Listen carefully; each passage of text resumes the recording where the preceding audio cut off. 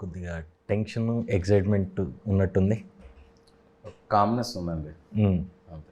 అంటే పంపించాం కాబట్టి క్యూబ్స్కి whatever we believed in that, మనం ఏదైతే మనం ఆ సినిమాని పంపించాము, కొంచెం హ్యాపీనెస్ ఏంటంటే జనాలు అందరిలో చాలా యాంటిసిపేషన్ ఉంది ఈ సినిమా చూడాలని అందరికీ.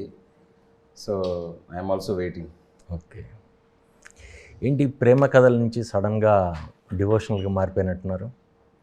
అలా ఏం లేదండి, ఒక్కొక్క కథ ఒక్కొక్క టైంలో ఫ్లాష్ అవుతూ ఉంటుంది మనకి. ఈ ఐడియా ఫ్లాష్ అయినప్పుడు ఈ ఐడియాని ఇలా చేస్తే బాగుంటుంది అనిపించి ఇంకా తర్వాత మొత్తం రాసుకున్నాను అనమాట. ఓకే.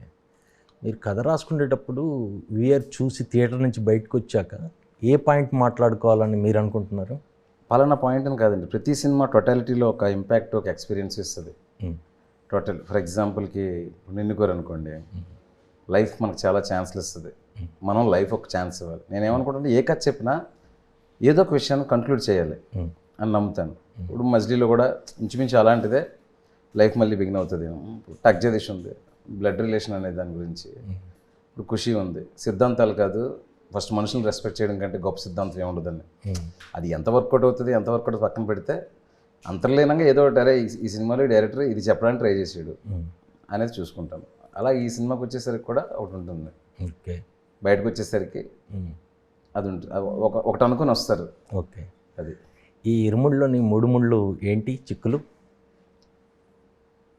ఇరుముడి అనేది వెరీ డివోషనల్, పవిత్రమైన అయ్యప్ప స్వాములు తీసుకెళ్ళేది. బట్ దాన్ని మెటాఫోర్గా ఎట్లా అంటే, మామూలుగా ఒక బంధమే కదండి ముడి అంటే. ఒక కూతురికి ఒక తండ్రికి ఉండే ఒక బంధం, అయ్యప్ప స్వామికి ఒక భక్తుడికి ఉండే ఒక బంధం. అలాగే ఆ ముడి అనే పదంలో ఉండే ఒక చిన్న మిస్టరీ, ఇవన్నీ కలిపి భలే ఉంది. ఇది ఈ లేయరింగు ఇదంతా బాగుంది. పైగా ఈ బ్యాక్డ్రాప్కి ఏంటంటే రిలేటబిలిటీ ఎక్కువ ఉంటుందండి. ఓకే. ఓకే. ఇప్పుడు మన ట్రైలర్లో వేసినప్పుడు కూడా అందరూ ఎక్కువ కనెక్ట్ అవ్వడం కంటే, వాళ్ళందరికీ అన్నీ తెలిసినవే ట్రైలర్లో ఉన్నవన్నీ, కానీ ఎక్కువ ఎక్స్పోజ్ అవ్వాలా. అది అంటే ఎవరు ఎక్కువగా టచ్ చేయలేదు దాన్ని, కానీ అందరికీ తెలుసు. అలా చాలా రేర్గా దొరుకుతుంది మనకి. ఇప్పుడు ఎక్కడో ఏదో దేశంలో ఇలా జరుగుతుంది అనే కథ అనుకోండి, ఓకే, అది వచ్చి అది బాగుండి అందులోకి వెళ్ళే వరకు తెలియదు. ఏంటంటే అందరికీ తెలుసు. సో తెలిసిన దాంట్లో ఏం జరిగింది అనేది ఇప్పుడు ఇంట్రెస్ట్. ఓకే.